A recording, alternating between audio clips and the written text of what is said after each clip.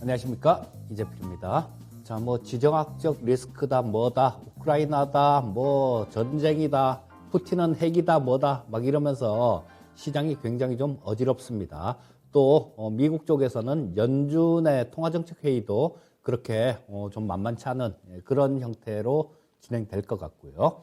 자, 그렇다고 시장에 이리저리 휘둘리다 보면, 그쵸, 멘탈이 상하지 못하고요. 멘탈이 상하지 못하게 되면 계좌는 그냥 시간이 지나갈수록 깨지는 겁니다. 자, 멘탈 부여잡을 수 있도록 저희도 열심히 노력할 테니까요. 자, 시청자님들도 열심히 시청해 주시고 멘탈 부여잡으시기 바라겠습니다. 자, 바로 시작하겠습니다.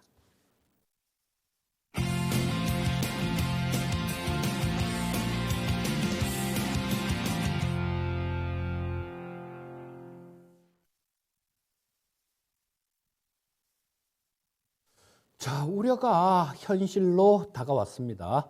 제가 날짜를 한번 이렇게 찾아보니까요. 12월 중순, 그러니까 12월 14일, 15일, 16일 막 이럴 때, 그때 빅피처에서도 말씀드리고, 이 투자의 신에서도 말씀드리고, 그 다음에 배워야 산다에서도 말씀드리고, 이 우크라이나 관련되는 그런 부분들을 그때부터 12월 중순부터 그렇게 많이 말씀을 드렸더라고요. 그런데 이런 부분들이 우려감이었었죠, 처음에는. 우려감이었었는데 조금 갈수록 이게 하다 보니까 정말로 현실로 다가왔고요. 불과 지난주 일주일 전까지만 하더라도 그런 방송을 했었죠. 이 전쟁에 내성이 생겼냐 안 생겼냐 이런 얘기를 했었는데요. 자, 그런 것들은 어느 정도 하고 끝낸다라는 그 정도일 경우에, 자, 내성이 생겼냐, 안 생겼냐, 그 부분을 얘기했었던 건데, 자, 정말로 일이 좀 커진 것 같습니다. 자, 말로만 듣던 전쟁이 발발했죠.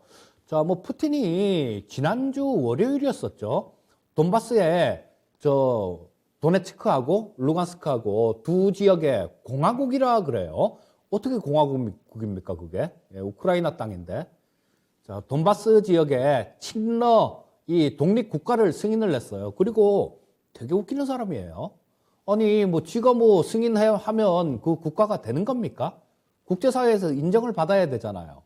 하여튼 어쨌거나, 친러 독립국을 승인을 하고, 그러고 난 다음에 키예프 쪽을 3면에서 공격을 했어요. 위에서 벨라루스 쪽에서 내려오고, 그 다음에 옆에서 그 돈바스 쪽에서 또 이렇게 또 치고 들어가고, 밑에 크렘반도 쪽에서 또 치고 올라가고, 그렇게 3면에서 진격이 시작됐는데요.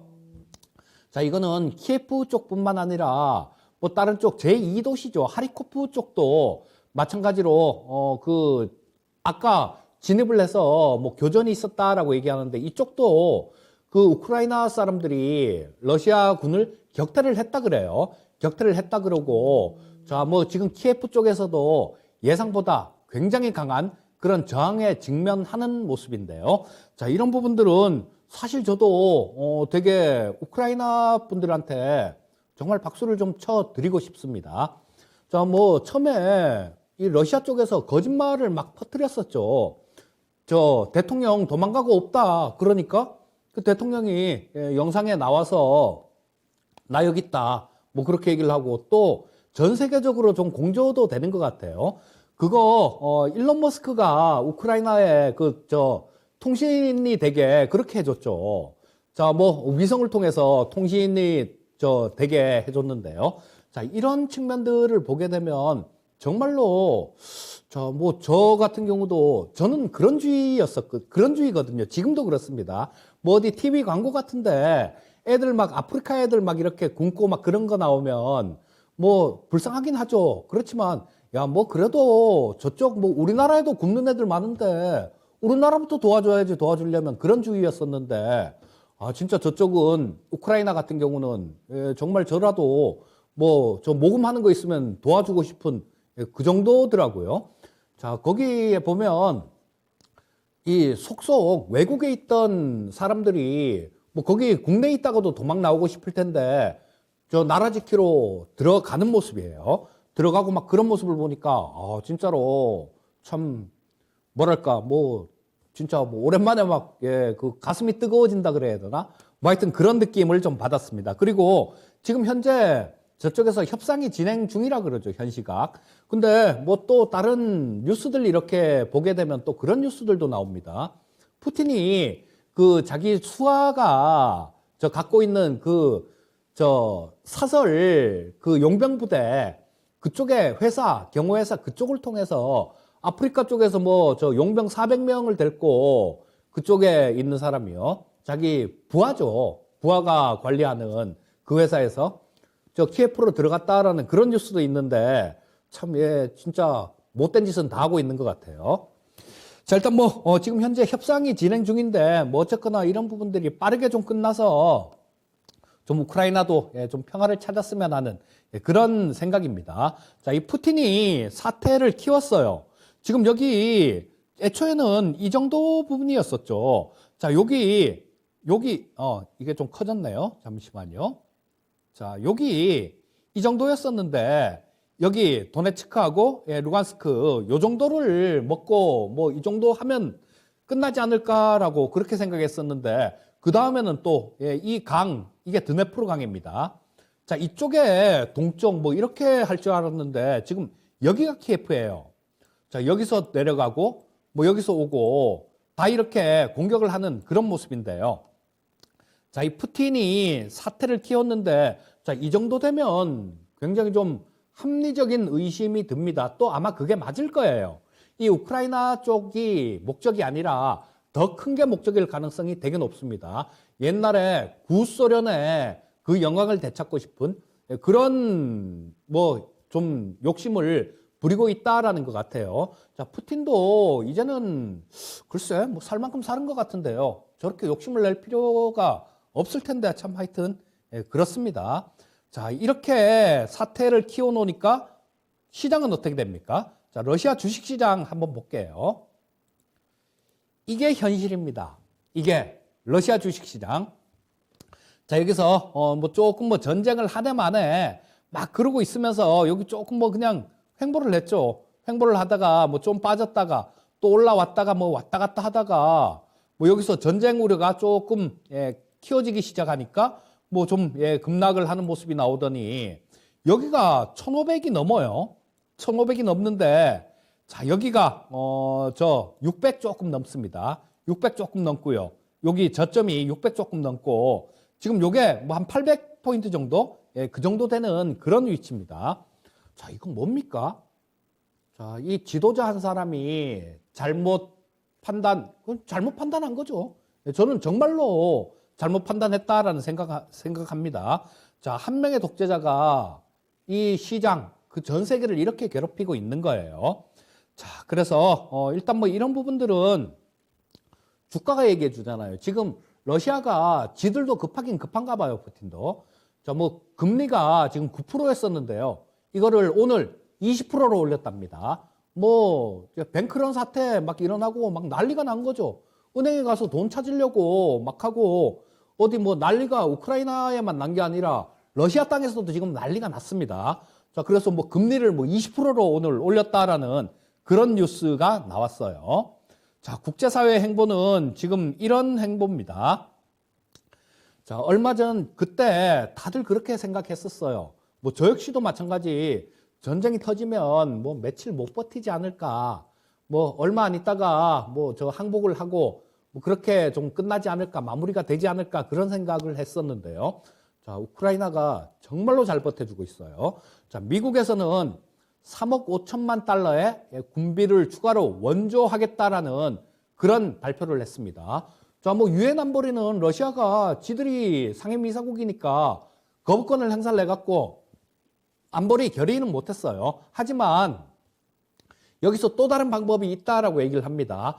자, 뭐 이 상임이사국들만 하는 그런 게 아니라 전 세계 190개 국가들이 유엔에 가입이 돼 있잖아요. 이쪽에서 또 제재를 하는 뭐 그런 방법이 있다라고 얘기를 합니다. 그래서 그런 부분들을 저도 자세히 모르겠어요. 근데 하여튼 뉴스로 본 건데 뭐 그런 부분들이 있다라고 얘기를 하니까 아마 그런 쪽으로 제재를 하지 않을까 뭐 그런 뉴스들이 나오더라고요. 그리고 우리나라 기업들도 마찬가지 정부보다 우리나라 기업들이 훨씬 더 빠르게 제재에 동참하는 그런 방침을 밝혔습니다. 왜냐하면 옛날에 한번 당해봤어요. 2014년도에 크림반도 때 그때 제재에 동참을 안 하고 뭐 달러를 안 받고 그냥 루블화로 받고 막 그렇게 했었는데요. 루블화 받아 보니까 뭐 이거 그때 당시에는 종이쪽지였거든요. 그러니까 뭐 이거 받아봐도 안 되니까 뭐 그냥 제재에 동참을 하겠다라는 그런 얘기를 했습니다. 그리고 스위프트 결제망에서 러시아가 배제가 된 게 이게 굉장히 좀 클 겁니다. 우리 사람들도 마찬가지죠. 개인도 자, 파산을 하면요.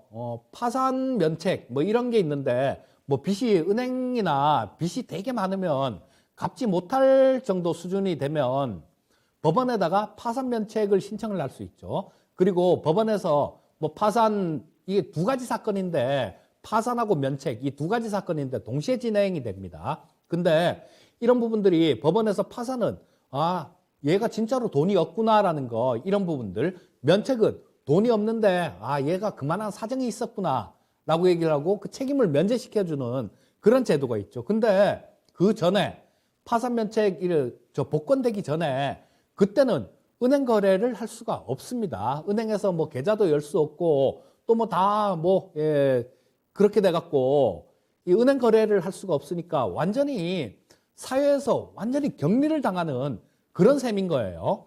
자, 근데 이를테면 따지고 보면 이 스위프트 결제망에서 배제가 되면 국가는 그런 경우에 처한다. 이렇게 보시면 됩니다. 물론 뭐 다른 결제망을 이용을 할 수도 있어요. 다른 결제망을 이용을 할 수도 있는데 뭐 위안화 결제하는 시스템 그런 부분들도 있고 또 저런 얘기들도 나오죠. 러시아가 이걸 피해가기 위해서 암호화폐, 비트코인으로 거래를 할 수도 있다. 뭐 이런 얘기들도 하는데요. 어쨌거나 이런 부분들은 러시아에 굉장히 좀 큰 그런 타격이 가는 건 사실입니다. 자, 그러면 스위프트 배제에 대해서 조금 더 알아보도록 하겠습니다. 자, 이 스위프트는요, 이런 겁니다. 이 전 세계에 200여 개국에 11,000곳 이상의 금융기관이 거래하고 있는데요. 자, 그래서 이 고도로 높은 그 보안을 갖춘 전산망이다. 이렇게 보시면 됩니다. 자, 그래서 뭐 회원 상호 간의 비영리 조직으로 운영이 되는데요. 자, 뭐 결제 서비스를 주로 담당하는 그런 기관이다라고 보시면 돼요. 자, 근데 뭐 이 러시아 쪽이 지금 2021년 6월 말 기준으로 달러화가 뭐 한 16% 정도 외화 중에 보유하고 있다네요. 그리고 유로화가 32.2% 정도를 보유하고 있는데 처음에 유럽 쪽에서 일부 국가들은 이 스위프트 배제하는 부분들 이런 부분에 대해서 특히 독일 같은 나라죠. 좀 반대를 이렇게 했었습니다. 왜냐하면 본인들도 타격이잖아요. 본인들도 러시아하고 거래 관계가 큰 나라들 이런 나라들은 상당히 좀 어려운 그런 상황에 처하게 됩니다. 자, 그래서 이런 부분들 때문에 반대를 했는데 지금 보니까 그냥 아마 그 돈바스 지역 그쪽만 예상했듯이 그쪽만 먹고 말았으면 이 정도까지는 안 갔을 거예요. 그런데 이거는 보니까 장난이 아니죠. 그리고 지금 한다는 소리가 핵의 어쩌고 그런 얘기도 합니다. 이제는 사람이 입이 써서 더 이상 얘기는 안 할 거고요.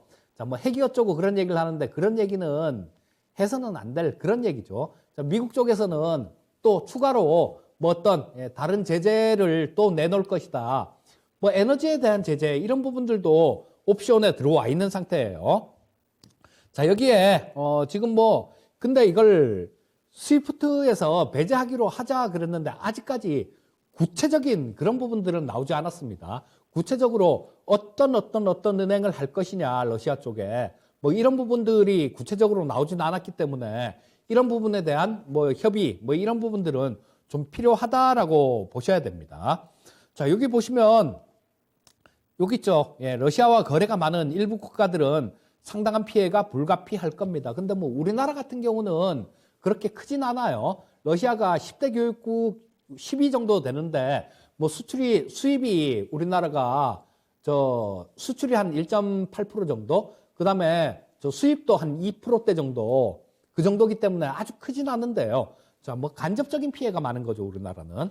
자, 근데 여기서 국제 금융 시스템하고 단절이 될 수 있다라는 거. 그리고 이 러시아 중앙은행이 국제 외환 보유고 이쪽에 접근이 제한이 될 수 있습니다. 자, 이거는 6,430억 달러 정도로 외환 보유고가 러시아 외환 보유고가 이쯤 된다라고 추정이 되는데요. 자, 그러면 얼핏 계산을 해봐도 환율 우리나라 돈으로 1,200원 정도 계산을 해보면 750조가 훌쩍 넘어가는 그 정도 수준입니다.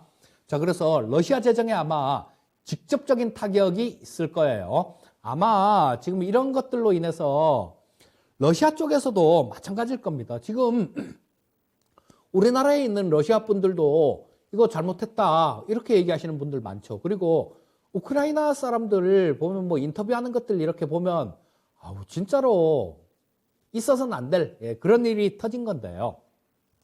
러시아 내부에서도 반대하는 그런 세력들이, 그런 사람들이 분명히 존재합니다. 자, 예전에 그 구소련의 영광을 되찾기 위해서 푸틴이 그렇게 하고 있는지 모르겠는데요. 자, 러시아 사람들이라고 지금 상식이 없겠습니까? 가만히 있는 나라 쳐들어간 거잖아요. 그리고 오늘 그 우크라이나에서 포로로 잡힌 그 러시아 군이 나온 영상이 있더라고요. 근데 전쟁하러 오는지 몰랐대요. 훈련인지 알았답니다. 그래서 우리도 속았어요. 그런 얘기를 하는데, 우크라이나 쪽, 이쪽에서는 그런 주장도 하죠. 러시아가 3,500명이 죽었다. 그리고 200명 정도가 포로로 잡혀 있다. 이런 얘기를 하는데, 뭡니까, 그거 진짜? 참, 좀 빨리 좀 이런 부분들이 좀 해결이 됐으면 하는 그런 바람입니다. 자, 그리고 우리나라는 이것 때문에 피곤한 거죠. 이것 때문에. 자, 전체 글로벌 천연 자원 매장 순위를 보게 되면요. 러시아가 1등이에요. 러시아가 자, 금액으로 75조 달러 정도 된다라고 얘기를 하네요. 75조 달러. 와, 그러면 한 9경 정도? 8경이 넘네요. 자, 그 정도인데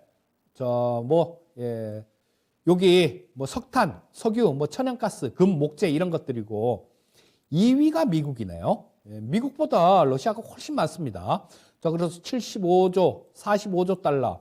그 다음 3위가 사우디, 4위가 캐나다, 이란, 중국, 브라질, 호주, 이라크, 베네수엘라 이렇게 쭉 이렇게 있는데요. 자, 이 러시아 때문에 가격들, 이런 가격, 천연 자원들, 이런 거 에너지 가격들 이런 부분들이 급등을 하기 때문에 우리는 아마 그것 때문에 받는 영향이 훨씬 더 크다라고 보시면 될 거고요. 자, 그런데 이런 부분들은 좀 그렇습니다. 자, 이런 부분들은 한번 우리가 전에 비슷한 사건이 있었을 때 그때 에너지 가격이 어떻게 움직였는지 그런 부분들을 한번 본다라면 그쵸? 좀 지금 앞으로 조금 예상하는데 도움이 좀 될 거예요. 자, 천연가스 가격을 한번 보도록 하겠습니다. 자, 요걸 보시면 자, 지금 되게 많이 걱정스럽고 되게 많이 우려스럽죠. 그런데 이때도 마찬가지였을 겁니다. 이때가 2014년도 자, 소치 동계올림픽 끝나고 러시아가 크림반도를 공격하던 바로 그때예요. 자, 그때 천연가스가 이때는 그 전부터도 되게 많이 올라왔네요. 자, 그리고 요번에도 마찬가지 2020년부터 바닥에서는 되게 많이 올라왔고 자, 이거 그렇게도 볼 수 있죠. 러시아가 푸틴이 딴 마음을 먹는 거는 굉장히 좀 어려워졌다가 조금 살만하니까 쉽게 얘기하면 푸틴이 배에 기름이 껴갖고 이런 행동을 했는지도 모르겠습니다. 자, 보시면 자, 여기 이렇게 쭉 이렇게 천연가스 가격이 쭉 올라왔는데요. 이때 960불까지 갔었어요. 자, 960까지 갔었는데 크림반도를 때릴 때요. 그러고 난 다음에 그해 말에 727까지 떨어집니다. 아멕스 천연가스 지수예요. 자, 그렇다면 이때 같은 경우도 그때 당시에는 굉장히 큰 영향이 있었지만 약간의 시간이 지나고 난 다음에는 다 해결이 됐다라고 그렇게 보실 수 있을 겁니다. 자, 그리고 이번에 지금 요게, 저거, 주말에 제가 캡처를 한 건데요. 480일이에요. 480일 정도 되니까, 자, 뭐 여기서 좀 더 올라간다라고 하더라도, 이 위에까지는 어림도 없죠. 이 위에까지는 어림도 없는데, 근데, 이거 지금 이걸 보다가 조금 그런 생각 들더라고요. 이때 2014년도보다 천연가스 가격은 굉장히 많이 내렸는데 왜 도시가스 요금은 안 내렸을까? 그런 생각이 들더라고요. 자, 그러면 또 올라오면 이것도 반영 안 할래나? 뭐 그런 생각도 들고 반영하겠죠. 자, 일단 뭐 어쨌거나 뭐 그 얘기를 하려는 건 아니고 자, 굉장히 좀 많이 이렇게 우려가 될 텐데 시간이 좀 지났을 경우에 천연가스 가격도 그냥 뚝 떨어졌습니다. 자, 그리고 이 천연가스하고 또 하나 쌍벽을 이루는 게 자, 원유, 유가를 또 살펴봐야 되겠죠. 자, 유가도 마찬가지였습니다. 자, WTI인데요. 이때가 2014년도예요. 자, 이때 러시아가 또 크림반도 때렸을 때 그때 WTI 서부 텍사스산 중진류죠. 104달러까지 올라옵니다. 이때는 뭐 여기서부터 2008년도부터 시작해갖고 이때 자, 뭐 굉장히 많이 2009년도 서프라임 모기노 사태 때죠. 이때 고점 찍었다가 서프라임 모기노 사태 때문에 유가가 이렇게 뚝 떨어졌다가 다시 이렇게 좀 급등을 해서 좀 많이 올라온 상태에서 옆으로 이렇게 횡보를 했었는데요. 벌써 100달러 가 있을 때 전쟁이 터진 겁니다. 크림반도에서 전쟁이 터진 건데 자, 전쟁이 터지고 난 다음에 그해 말에 53달러까지 빠졌어요. 그러니까 반토막 가까이 난 겁니다. 자, 그래서 지금 이 우크라이나 관련되는 이런 부분들도 비슷하다라고 보시면 될 것 같아요. 자, 비슷하다라고 보시고 지금 시장에 대응을 하시면 좋을 것 같은데요. 자, 그렇다면 어떤 결론이 나오겠습니까? 지금 현재 뭐 그런 것들 에너지 섹터들 GSE나 뭐 대성에너지 이런 것들 그 12월 달에 처음에 이 우크라이나하고 전쟁 관련돼서 이런 말씀을 드렸을 때 GSE가 2,400원이었습니다. 대성에너지가 7,000원대였어요. 아까도 여러분들 말씀드렸지만 이런 것들을 미리 찾아서 하는 게 그게 진정한 능력이지 지금 뭐 저만큼 올라갔는데 지금 쫓아가는 거 이거는 바보들이 하는 짓이죠. 그런데 그게 맞다라고 목이 터지라고 얘기하는 그런 분들도 아주 재밌는 분들이죠. 그런 분들도 분명히 계십니다. 어떤 게 현명한 건지는 뭐 돈을 잃어보면 그 사람들도 알게 될 거예요. 자, 이런 것들 미리미리 좀 이렇게 챙겨보는 그런 게 가장 중요하다라고 볼 수 있을 거고요. 자, 이쯤에서 우리 세계 각국 정상들의 속내도 한번 뭐 제가 독심술을 하는 사람은 아니지만 뭐 제 생각입니다. 이런 생각을 갖고 있지 않을까 싶은 생각이 들어요. 자, 바이든은 이 LNG 시장의 확대를 노리고 있을 것 같습니다. 그리고 인플레이션이 되게 심한데 거기에 대한 핑계를 댈 거리가 생겼어요. 푸틴이 저렇게 했어. 러시아가 우크라이나 때렸잖아. 그래서 이렇게 물가가 이렇게 올라간 거야. 뭐 그렇게 얘기를 하려고 뭐 할 수도 있죠. 자, 그리고 이 바이든은 슬리피조 뭐 이런 별명이 있습니다.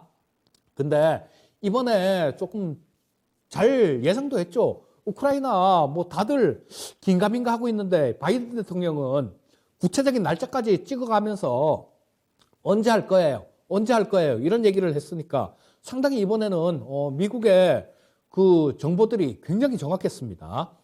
자, 그래서 이런 걸로 약간의 이미지 변신이랄까? 이런 부분들도 노릴 수 있다라는 겁니다. 11월이 중간선거니까요. 자, 그리고 미국은 굉장히 큰 기회가 될 수도 있어요. 유럽 쪽에서 사용하는 에너지, 이게 지금 러시아에서 다 들어가고 있지 않습니까? 그런데 지금 세계 1위 천연가스 생산국은 미국입니다. 2위가 러시아예요. 자, 그러면 이 미국 쪽에서 나오는 천연가스는 대부분 LNG 액화를 내서 이 액화 천연가스 형태로 해서 배로 실어서 이 아시아 쪽으로 옵니다.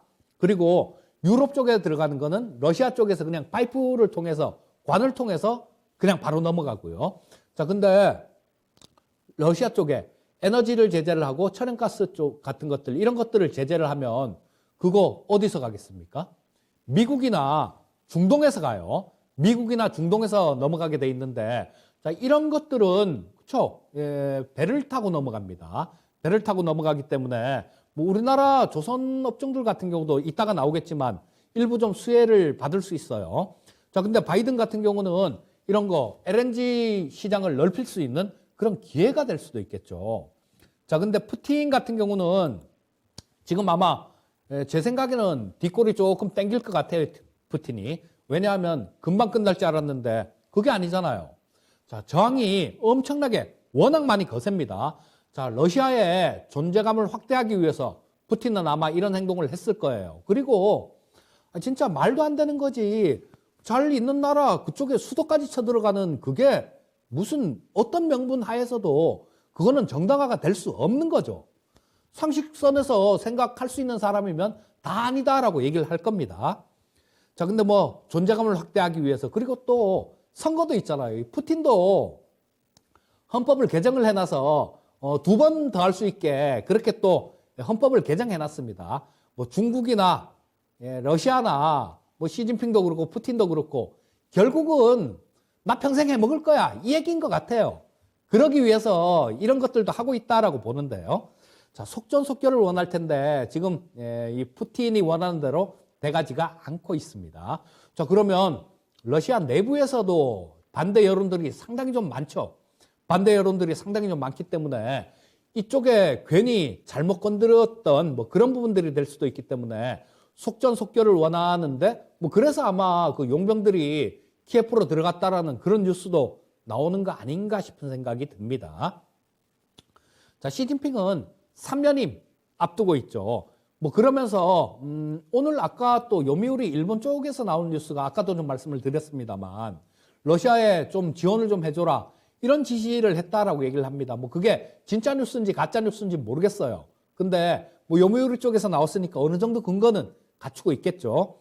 자, 이 시진핑은 저 영향력 확대, 중국의 영향력 확대, 자, 이런 부분들을 노리고 있을 거예요.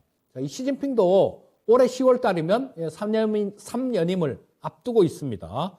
자, 뭐 똑같은 그런 상황이다라고 봐야죠. 그리고 뭐 강한 그런 지도자상 그런 것들을 원하고 있나 봐요. 이 푸틴이나 시진핑이나. 자, 유럽 쪽이 지금 가장 좀 미온 쪽이었었는데요. 이 유럽 쪽 같은 경우는 지금 아뜨거라 싶을 수 있습니다. 유럽 국가들도 키예프까지 저렇게 푸틴이 이렇게 쳐들어갈지는 정말 몰랐을 거예요. 자, 이건 뭐 상식 밖의 행동이었으니까. 자, 근데 이 에너지 쪽에 대해서 좀 굉장히 좀 자립화 욕구가 강해질 거다. 뭐 이런 생각이 듭니다. 자, 일단 뭐 요 정도까지 하고요. 우크라이나 사태에 관련해 갖고 수혜주를 간략하게 조금 살펴보고 종목으로 넘어가도록 하겠습니다. 한 종목 추천 종목 말씀드릴게요. 자, 조선이나 조선 기자재 업종들 이런 쪽이 괜찮을 것 같습니다. 지금 여기 화면에 나오는 거는 동성 화인텍이라는 종목인데요. 자, 뭐 요거는 저 LNG 본행제를 만드는 그런 기업이죠. 조선 업종들 같은 경우는 아까 말씀드렸죠. 미국이나 저 중동에서 저 유럽 쪽으로 저 천연가스를 보내게 되면 뭐 그거는 파이프 관이 아니라 배에 실어서 보낼 거다라는 그런 말씀을 드렸는데요. 그렇게 되면 그만큼 많은 배가 필요할 겁니다. 자, 그래서 뭐 우리나라 같은 경우는 LNG선을 중국에다가 이렇게 맡겼는데 중국이 제대로 못 만들었죠. 뭐 LNG 추진선 같은 경우는 가다가 막 중간에 서버리고 배가 바다에 중간에 서버리고 막 그런 것도 있답니다. 자, 근데 LNG선은 우리나라가 지금 싹쓸이 하고 있죠. 우리나라 조선사들이 싹쓸이를 하고 있는 그런 상황입니다. 자, 그러면 우리나라 조선사들 같은 경우는 이 수주받을 물량들이 굉장히 좀 많이 크게 늘어날 수 있다라고 보시면 될 거고요. 거기에 따라서 조선 쪽에다가 뭐 납품을 하는 조선 기자재 업종들 그리고 LNG 본행제를 만드는 그런 기업들도 수혜를 볼 수 있다라고 보시면 될 거고요. 자, 아까 말씀드렸던 그 GSE나 대성에너지 이런 것들은 뭐 길게 볼 건 못 됩니다. 자, 우리 그 천연가스, 도시가스 공급하는 사업자들인데요. 뭐 천연가스 가격 올랐다고 도시가스 요금 그냥 올려주나요?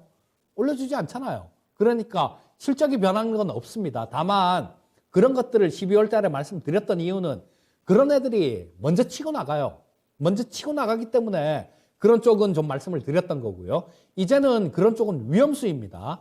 지난주 목요일도 말씀을 드렸었죠. 자, 이제는 분할해서 이런 것들은 매도하셔야 됩니다라는 말씀을 드렸는데 금요일 날 변동성 굉장히 컸죠. 오늘도 변동성이 굉장히 컸습니다. 그런 것들 대신 이제는 이런 쪽 좀 큰 쪽 산업이 수혜를 받을 수 있는 정말로 수혜를 받을 수 있는 그런 쪽을 살펴보셔야 된다라는 겁니다. 자, 뭐 요건 동성화이텍인데 조선하고 조선기자재 업종들 이런 것들 잘 보시면 좋을 거고요. 또 하나 수혜를 받을 수 있는 부분들이 신재생에너지 쪽입니다. 지금 뭐 저쪽 유럽 쪽에 바람이 안 불어서 뭐 풍력단지를 해놓은 게 무용지물이 됐어요. 막 이런 얘기들 나오면서 또 투자가 조금 주춤했었는데요. 아 뜨거라 싶었을 겁니다. 아 뜨거라 싶었을 거고, 자 이런 부분에 대해서도 투자가 계속 증가될 가능성이 굉장히 많고요. 자 뭐 요거는 CS 윈드인데요. 저 조선 풍력이 저 시장이 커지면 이 CS 윈드 같은 경우는 무조건 된다라고 보셔야 돼요. 왜냐하면 이 풍력 업체들 같은 경우는 저 과점 체제인데요. 자, 7개 업체가 전 세계 7개 업체가 전 세계 물량의 수주 물량의 80%를 저 하고 있습니다. 자, 그런데 이 CS 윈드는 그 7개 업체 중에 5개를 거래를 하고 있어요. 그리고 유럽 쪽이 지금 발등에 불이 떨어져서 투자가 굉장히 많이 될 것 같은데요. 유럽이 지금 중국 쪽에 풍력 타워를 작년에 관세를 물렸습니다.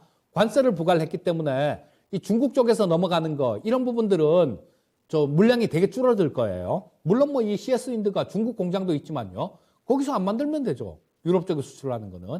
자, 뭐 저 포르투갈에도 있고요. 베트남에도 있습니다, 공장이. 그러니까 이런 부분들은 유럽 쪽에서 충당하는 물량들, 저 소형되는 물량들 이런 것들은 그쪽에서 생산을 하면 되는 겁니다.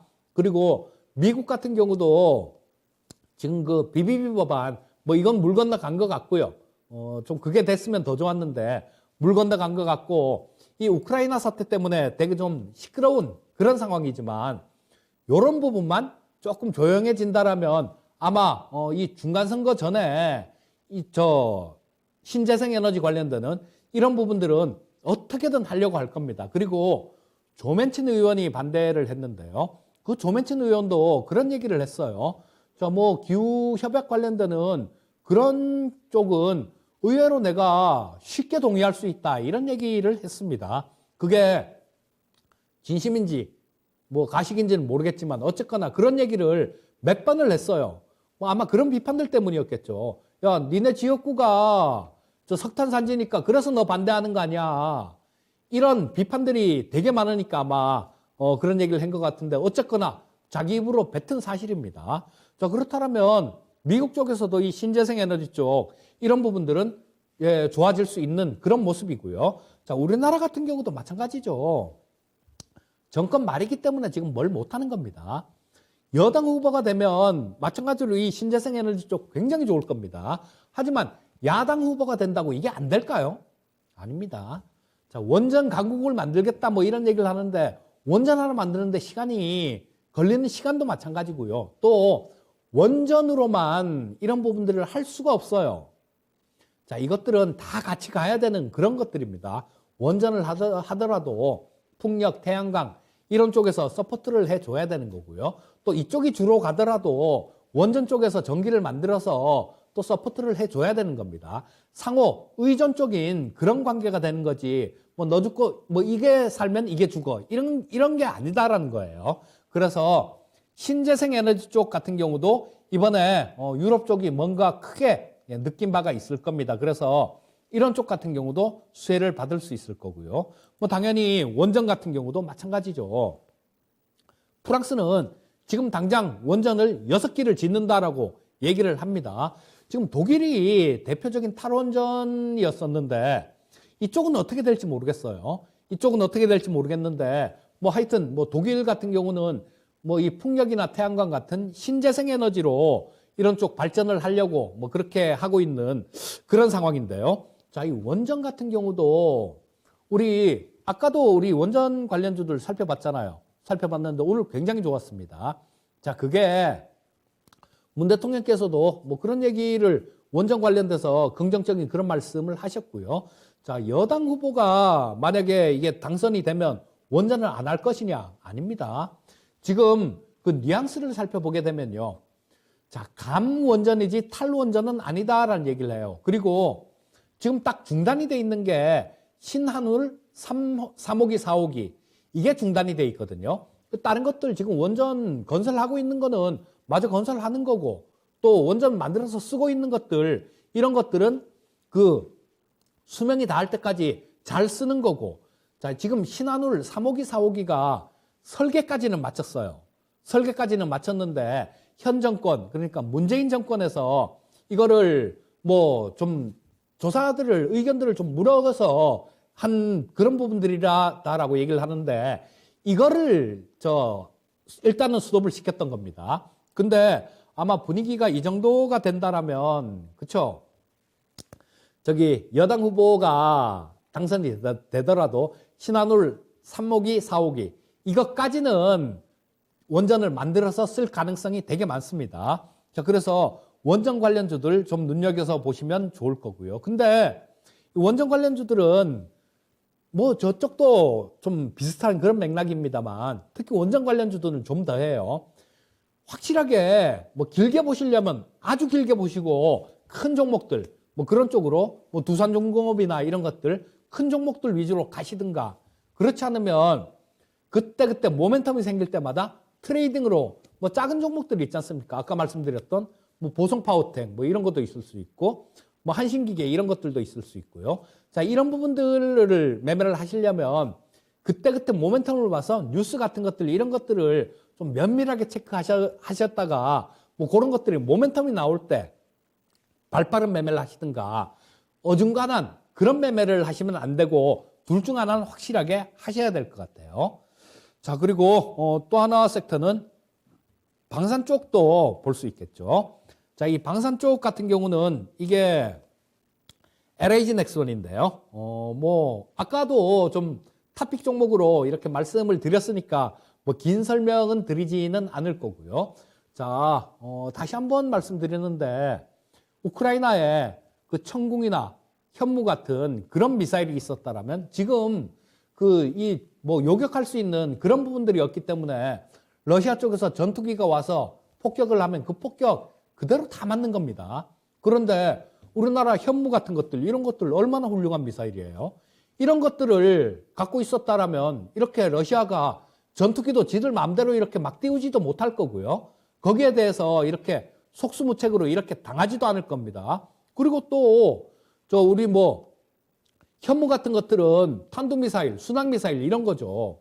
진짜 뭐 여차하면 내가 만약에 우크라이나 대통령이면요. 그리고 이런 무기 같은 것들, 탄도미사일, 우리 뭐 현무 같은 이런 미사일이 있다라면 진짜 크렘린궁에다가 한번 쏴버릴지도 모르겠습니다.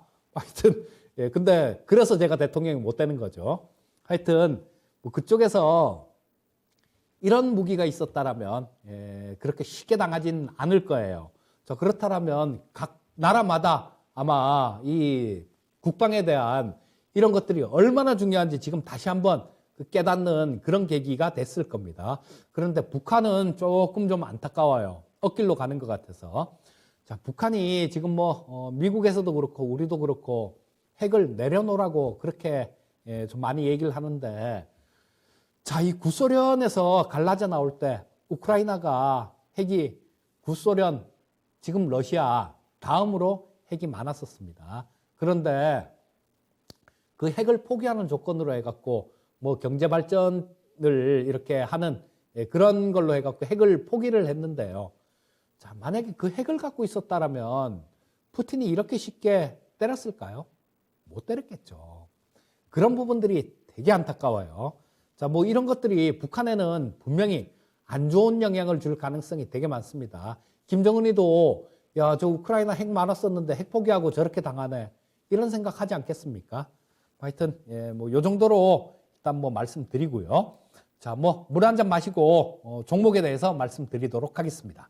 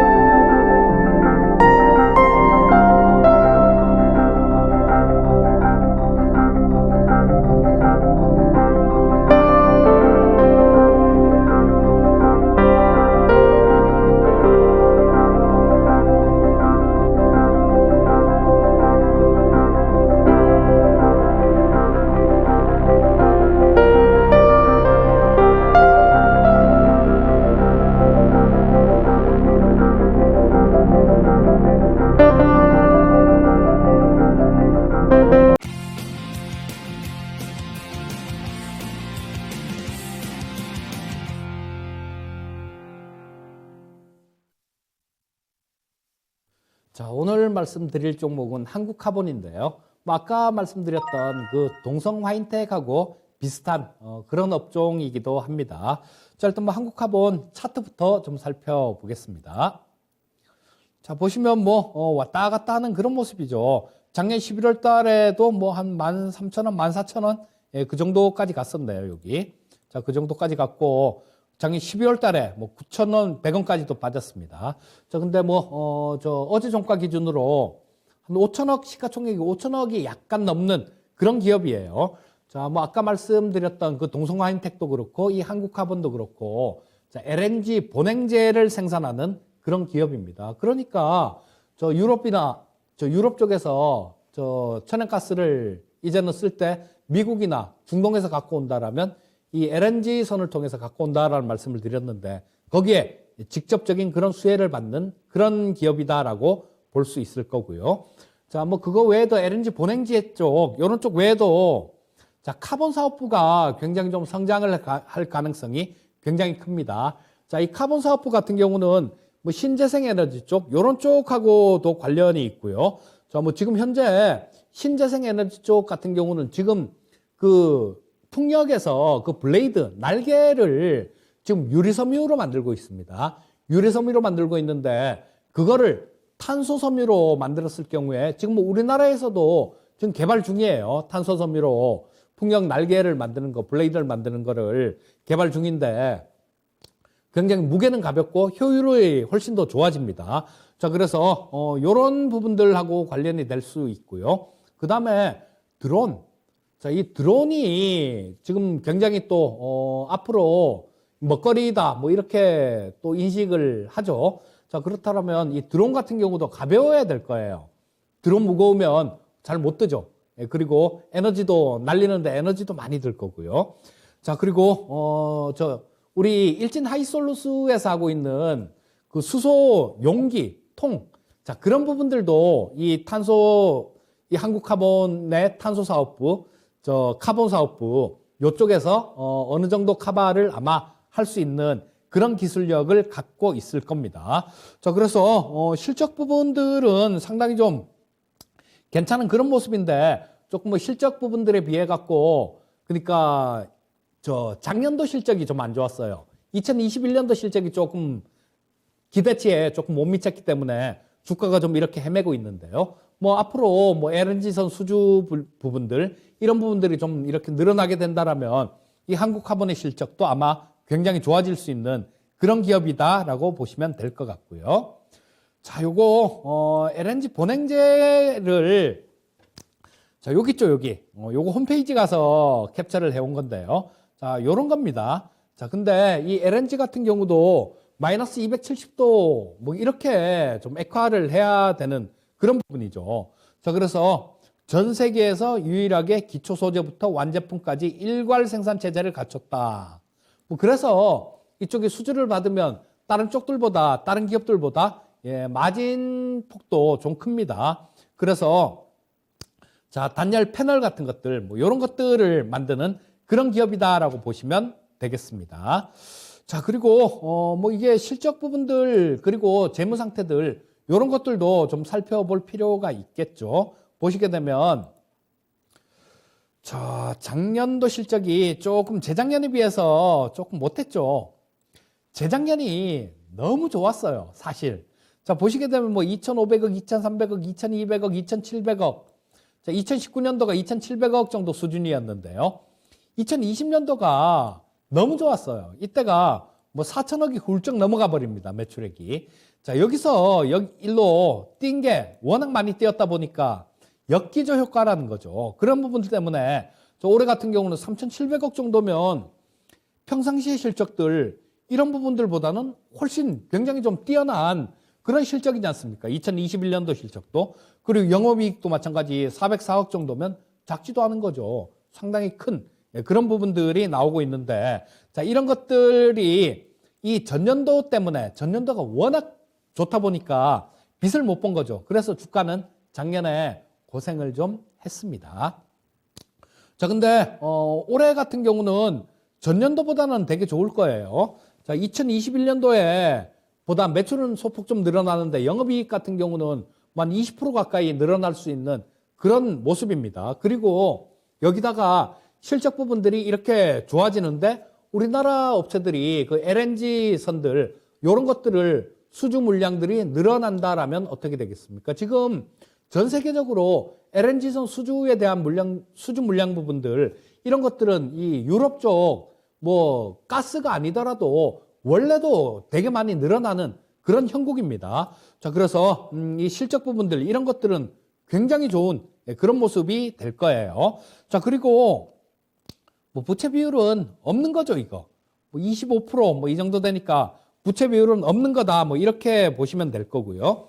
자, 자본금이 220억에 유보율이 한 1600% 정도가 되게 되면 한 3,500억 대략 계산해 봐도 한 3,500억 정도를 유보금으로 쌓아놨다라는 얘기죠. 뭐 시가총액 5천억 정도 되는 회사가 그쵸. 이렇게 많이 쌓아놨다라면 뭐 이런 부분들 같은 경우는 재무적인 안정성들 뭐 이런 부분들은 확고하게 갖추고 있다 이렇게 보시면 될 거고요. 자, 그래서 재무적으로 상당히 좀 안정성이 높은 기업 그리고 또 실적 부분들이 올해 유럽 쪽 가스 모멘텀이 아니더라도 작년보다 올해가 훨씬 나아질 수 있는 그런 종목 거기다가 이런 모멘텀까지 플러스된 종목이니까 자, 요런 거 같은 경우는 올해 주가 흐름이 뭐 좀 상당히 우상향할 수 있는 그런 모습이다. 이렇게 보시면 될 것 같고요. 자, 뭐 결론은 요겁니다. 안정성 플러스 성장성, 뭐 안정적인 실적, 그리고 유럽 천연가스 운송의 LNG선이 증가될 것이다. 카본 사업부의 성장성, 아까 말씀드렸죠. 드론이나 뭐 실제로 이스라엘 업체하고 수직 이착륙 드론 뭐 그런 것도 같이 연구를 하고 그랬어요. 그리고 풍력 날개 만드는 회사 그쪽에다가 또 카본 섬유를 납품도 하기도 했었습니다. 자, 그래서 카본 사업부의 성장성 그리고 이 굉장히 업력이 오래되다 보니까 갖고 있는 기술력은 상당히 오래된 그런 기술력을 갖고 있습니다.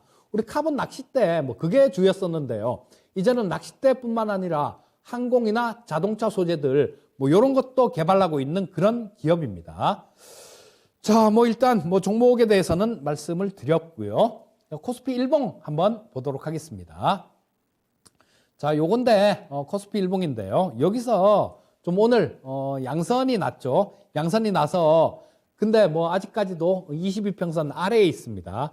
자, 욕심 같아서는 좀 빨리 이걸 뚫어줬으면 하는 그런 마음이 조금 간절한데요. 일단 뭐 내일은 우리 장이 휴장이죠. 그래서 아마 오늘 같은 경우도 조금 눈치를 보는 그런 시장이었을 겁니다. 자, 근데 이 아래 22평선 아래에 지금 머물러 있는 구간이 길어져서는 안 됩니다. 최소한 이번 주 내에는 이걸 뚫어줘야 돼요. 자, 그렇지 않으면 전에 이쪽에서 드렸던 얘기 있죠. 이쪽에서 드렸던 얘기 그리고 배워야 산다에서 말씀드렸던 것들. 자, 실패한 반전은 돌리려다 못 돌리면 기존 추세가 강화된다라는 그런 부분들이 있죠. 자, 그래 여기서 좀 돌파를 해주지 못하면 또 한번 되게 어려운 국면 그런 국면들이 나올 수 있으니까 일단 그런 부분들은 좀 눈여겨봐야 될 부분입니다. 자, 이번 주 내에 22평선을 좀 돌파해주는 그런 모습이 나온다라면 괜찮다, 이렇게 보시면 될 거고요. 자, 뭐 선물 수급 동향, 코스피하고 선물 수급 동향을 이렇게 좀 보게 되면, 자, 이게 어제까지 수급 동향인데요. 계속해서 이쪽에서도 외국인들 같은 경우 여기 현물 시장에서 계속 팔고 있죠. 근데 다행히 오늘은 뭐 종가에 그 종가 직전에 동시효과 직전까지도 매도했었는데 종가에 매수가 확 들어와서 살짝 뭐 한 600억 정도 순매수로 마감됐는데요. 자, 이쪽이 아직까지도 외국인들은 적극적으로 매수하고 싶은 마음이 없는 걸로 그렇게 봐야 될 것 같고요. 자, 선물 시장에서도 마찬가지입니다. 최근 들어서 조금 매도를 많이 이렇게 치고 있는 그런 모습이에요. 하지만 뭐 선물 시장도 오늘은 살짝 순매수로 바뀌었습니다. 자, 근데 여기에는 안 나오는데 이 옵션 쪽 1월 달에 외국인들이 하루에 풋을 뭐 한 440억 정도 매수를 하면서 그러고 난 다음 시장이 굉장히 좀 안 좋았었는데요. 지난주에 외국인들이 하루에 400억은 아닌데 뭐 풋을 100억 사고 200억 사고 뭐 이렇게 갖고 풋 매수 포지션을 조금 쌓아놓은 게 있습니다. 자, 이런 부분들 때문에 약간 좀 마음엔 살짝 걸려요. 그런데 이 부분도 오늘 일부는 조금 해소가 됐습니다. 오늘 풋옵션을 외국인들이 한 50억 정도 샀어요. 그러니까 일부는 좀 되돌려 놓는 그런 모습이었다라고 보시면 될 거고요.